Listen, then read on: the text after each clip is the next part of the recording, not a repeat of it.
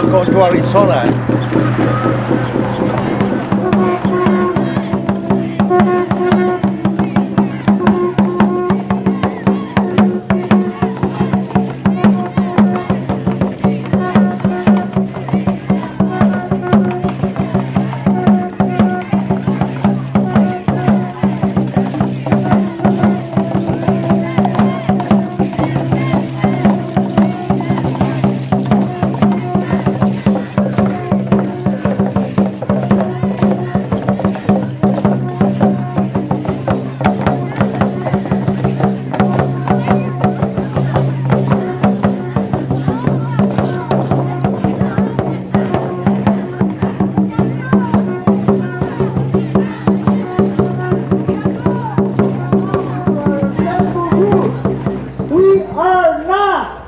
Strangers, we are not illegal aliens.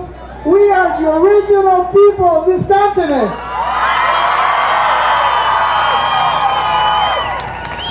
From Alaska to Tierra del Fuego, those borders are invisible. Se puede. Hay personas que no quieren escuchar ese sí se puede en español. Pero nosotros venimos acá a decírselo también en inglés.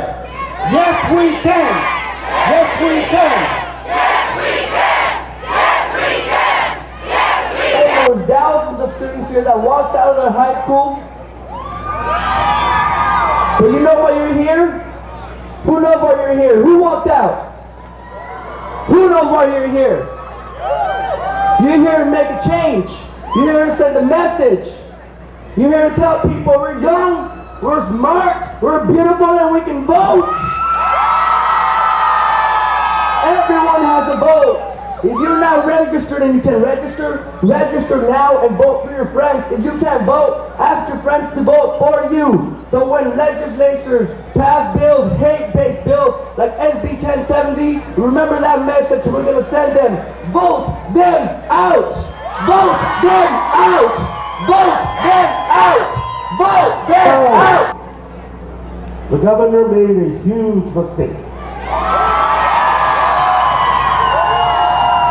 The governor, by signing this bill, has nationalized this issue. And what I mean by that is, this is a consequence that here in Arizona we're going to deal with, and we're prepared to deal with it. But this opens up a dangerous, dangerous precedent for the rest of the country.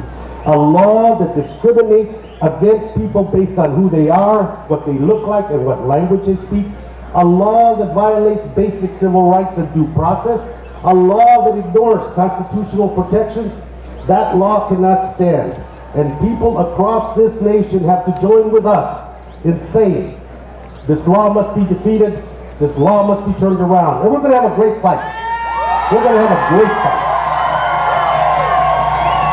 One of the things that the governor and the extremists that run this legislature forgot, what they did wrong is they terribly, terribly underestimated us. We're going three strategies. I am asking national organizations across this country, civic, religious, of color, unions, women's organizations, not to have their conventions and conferences in this state until we rectify this law. That's part of nationalizing it.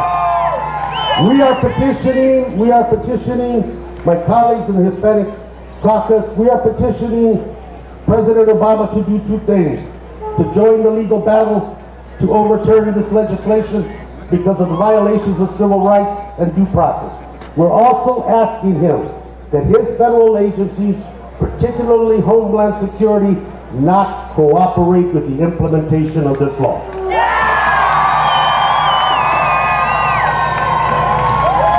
That's defeating this. That's the strategy. Pero lo más importante, the best thing that's going to happen to this state is the cleansing process that is about to happen. To begin to bring in new leadership that understands tolerance and protects the Constitution, to bring in leadership that is smart and cares about the people of this state, and that is a cleansing process. And that's up to all of us here in the state, to make sure when we go to vote, we vote with the people that vote, support the people that stood with us, and punish those that tried to hurt us. I can remember a candidate for the presidency of the United States who said, the President of the United States must act with courage, especially when it comes to divisive and divisive issues, such as immigration. And I will, in my first year as elected President of the United States, bring about comprehensive immigration reform. And our message today is, well, Mr. President, we listened. And we came out in record massive numbers to support you, and we need you to support us today. Every time this administration continued with raids that divides and deport young people from America who are trying to study and working hard, such as the Dream Kids that are here with me, you gave an excuse to Pennsylvania. When you said that everyone that had a federal contract had to go through the E-Verify system, you gave license and an excuse for people to carry out 1070. And now it is time to say, no more excuses, no more enforcement-only action. It is time to bring about comprehensive immigration reform once and for all.